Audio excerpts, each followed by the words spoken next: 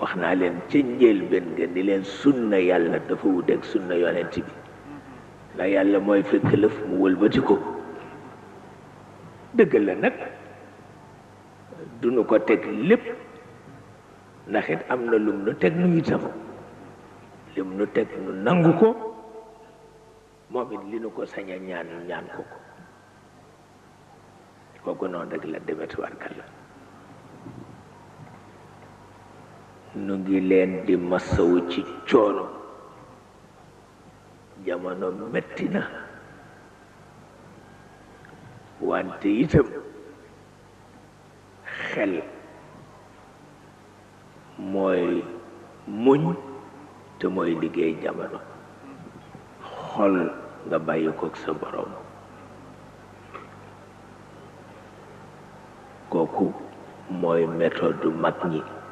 ku ci génn itam rek yàq sa dund yàq sa dee waaw kon yal na nu yàlla taxaw yal na yàlla defal nu jàmm wéradi yi bare na yàlla am na saafara yal na leen saafara te mu bañ nekk dee soxla yi bare na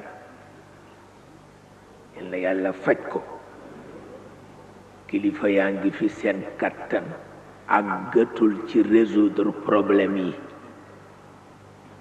kon nag ñoom itam yàlla dimbale leen boole leen ak njaboot yi ba ñu mën a résoudre problème yi loolu lu jara ñaan la ndax li tax ma wax ko damay dégg ay dég-dég yoo xam ni du noonu waaw du noonu yàlla nag bu dogalee dogal la waaye du noonu waaw bu dogalee nag dogal la waaw ndax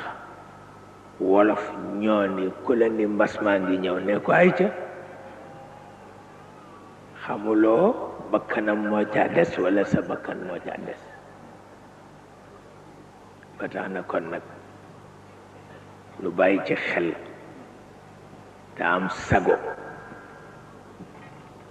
te bañ fu nekk nu taxaw fa parce que fu nekk boo fa taxawee daa dégg lu nekk te ku dégg lu nekk ñu yett la